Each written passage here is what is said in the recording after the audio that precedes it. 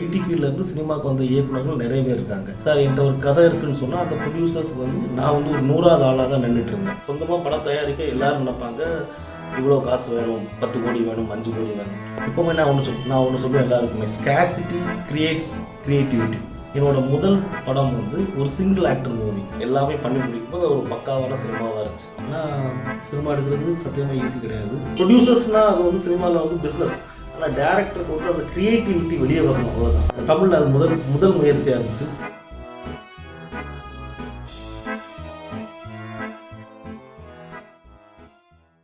என் பேர் Shivani Senthil. Kargil, take diversion 2 படத்தோட இயக்குனர். சிவானி ஸ்டுடியோஸுங்கிறது என்னோட ப்ரொடக்ஷன் கம்பெனி. நான் ஒரு BE கிராஜுவேட்.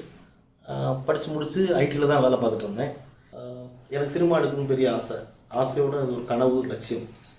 ஆனால் சினிமா எடுக்கிறது சத்தியமாக ஈஸி கிடையாது. அண்ட் நான் வேலை பார்த்துட்டு இருந்தது ஒரு ஐடி கம்பெனி. BE படிக்கணும்னு எங்கள் வீட்டில் ஆசைப்பட்டாங்க. அம்மா அப்பாவோட ஆசைப்படி BE படித்தேன். நல்ல ஒரு ஐடியில் நல்ல ஜாப், கல்யாணம் முடிஞ்சு செட்டில் ஆகி உட்காந்து ஒரு குழந்தை இருக்குது, நல்ல சந்தோஷமாக இருந்த ஃபேமிலி. என்னோட மைண்ட் ஃபுல்லாகவே ஒரு கனவு, ஆசைங்கிறது சினிமா இயக்குனர் ஆகணும்னு. இஷ்டப்பட்ட சினிமா பார்த்து தான் எனக்கு அந்த ஆசை வந்துச்சு. ஒரு ஐடியிலேருந்து அந்த டைமில் நான் சொல்கிறது ஒரு 10 வருஷத்துக்கு முன்னாடி ஐடி ஃபீல்ட்லேருந்து சினிமாவுக்கு வந்த இயக்குநர்கள் நிறைய பேர் இருக்காங்க. ஓகே, நம்மளும் வந்து ஒரு ஐடியிலேருந்து சினிமாவுக்கு வரலாம்ங்கிறதுக்காக நான் என்னோட முதல் முயற்சி வந்து ஷார்ட் ஃபிலிம்ஸ் பண்ணேன். சின்ன சின்ன ஷார்ட் ஃபிலிம்ஸ் பண்ணும்போது தான் எனக்கு சினிமாவுக்கு தேவையான திறமை, அதுக்கு தேவையான தொழில்நுட்ப அறிவு எல்லாத்தையும் எனக்கு நானே சேகரித்து கொண்டேன். சினிமா எடுக்கக்கூடிய சூட்சமங்களை தெரிஞ்சுக்கிட்டேன். ஆனால் அதுக்கப்புறம் சினிமா எடுக்கிறதுக்கு ஒரு ப்ரொடியூசருங்கிறது ஒரு தேவை. நான் டைரெக்டாக எந்த ப்ரொடியூசர்கிட்ட போய் சார் என்கிட்ட ஒரு கதை இருக்குன்னு சொன்னால் அந்த ப்ரொடியூசர்ஸ்க்கு வந்து நான் வந்து ஒரு 100வது ஆளாக தான் நின்றுட்டு இருந்தேன். ஏன்னா அவங்களுக்கு சுற்றி இருக்கவங்க நிறைய இயக்குநர்களுக்கு அவங்க வாய்ப்பு கொடுக்கும்போது என்னோட வாய்ப்பு தள்ளி போயிட்டே இருந்துச்சு. உடனடியாக என்னோட அடுத்த முடிவு சினிமா எடுக்குங்கிறதுக்காக நான் வந்து முயற்சியில் அடுத்த முடிவு என்னாச்சுன்னா, நம்மளே சொந்தமாக ஒரு படம் தயாரிக்கலாம். சொந்தமாக படம் தயாரிக்க எல்லோரும் நினைப்பாங்க இவ்வளோ காசு வேணும், 10 கோடி வேணும், 5 கோடி வேணும். என்னோட ஆசை அதிகமாக இருந்துச்சு, ஆனால் பணம் கம்மியாக இருந்துச்சு. ஸோ என்னோட முயற்சியில் எப்போவுமே நான் ஒன்று சொல்லுவேன் எல்லாருக்குமே, ஸ்கேசிட்டி கிரியேட்ஸ் கிரியேட்டிவிட்டி. பணம் முக்கியம் இல்லை, இங்கே திறமை தான் முக்கியம்னு. என்னோட முதல் படம் வந்து ஒரு சிங்கிள் ஆக்டர் மூவி. ஒரே ஒரு ஆளை வச்சு தமிழில் தான் முதல் படம், கார்கில்னு ஒரு படம். நான் அந்த முயற்சியை சொல்லும்போதே அதுக்கு நிறைய பேர் வந்து இது நடக்காது, இது கஷ்டம், இதனால் உனக்கு எந்த ப்ராஃபிட்டும் கிடைக்காது, ஜெயிக்க முடியாது, இந்த மாதிரி நிறைய என்னோட பிரச்சனைகள் தான் சொன்னாங்க. ஸோ அதை மீறி எனக்கு ஒரு நம்பிக்கை இருந்துச்சு. இந்த சினிமா வந்து வெறும் வந்து ப்ரொடியூசர்ஸ்னால் அது வந்து சினிமாவில் வந்து பிஸ்னஸ். ஆனால் டேரக்டருக்கு வந்து அந்த க்ரியேட்டிவிட்டி வெளியே வரணும், அவ்வளோதான். அதில் வந்து அவங்களுக்கு வந்து பெரிய ரிட்டன் வந்து பாராட்டு தான். எனக்கு அதில் நம்பிக்கை இருந்துச்சு. ஒரே ஒரு ஆளை வச்சு ஒரு படம் எடுத்தேன். அந்த படம் பார்த்திங்கன்னா, ஒரு காரில் ஒரு ஹீரோ சென்னை டு பெங்களூர் போகிறாரு. ஹீரோ ரெடி பண்ணிட்டேன். டைரக்ஷன் டீம், கேமரா டீம் எடுத்துகிட்டு சென்னை டு பெங்களூர் நாங்கள் பாட்டுக்கு ஒரு 10 நாள் ட்ராவல் பண்ணோம். எங்களோட படம் கண்டென்ட் ரெடி ஆகிடுச்சு. படத்தை எடிட் பண்ணி மியூசிக் பண்ணி ரிலீஸ் பண்ணும்போது அது ஒரு புது முயற்சிக்கு ஒரு சின்ன பாராட்டு, எனக்கு பாராட்டு கிடச்சிது, ஒரு அங்கீகாரமும் கிடச்சிது. அமேசான் வரைக்கும் அந்த படம் ரீச் ஆச்சு.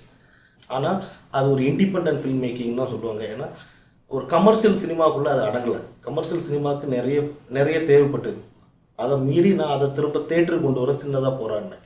அந்த தேட்டரில் கொண்டு வந்தேன். ஆனால் சக்ஸஸ்ஃபுல்லாக என்னால் வந்து அமேசான் வரைக்கும் அந்த படத்தை கொண்டு போக முடிச்சு. இது என்னோட ஒரு சின்ன வெற்றின்னு தான் நான் நினைப்பேன். என்னோட முதல் படம் கார்கில், அது அமேசான் வரைக்கும் கொண்டு போனது என்னோட சின்ன ஆசை தான். ஆனால் அதில் ஒரு நிறைய போராட்டங்களை நிறைய கற்றுக்கிட்டேன்னு தான் சொல்லுவேன். ஸோ அடுத்த படம் கமர்ஷியலாக பண்ணணும், தமிழ் சினிமா மக்களுக்கு வேண்டிய சினிமா பண்ணணும்னு சொல்லிட்டு ஒரு ஜனரஞ்சமான படம், பாட்டு இருக்கும், ட்ராவல் இருக்கும், சண்டை இருக்கும்னு சொல்லி நிறைய பண்ணேன். ஆனால் ஆர்டிஸ்டாக இல்லாமல் பண்ணதுனால வியாபார ரீதியாக அந்த படம் எனக்கு வந்து நான் என்னோட போட்ட பணத்தை என்னால் எடுக்க முடியல. பட் தேட்டரில் ரிலீஸ் பண்ணி டேக் டைவர்ஷன் ஒரு படம், அது சொன்னால் எல்லாருக்கும் தெரிய முடியாத ஒரு படம் பண்ணேன்.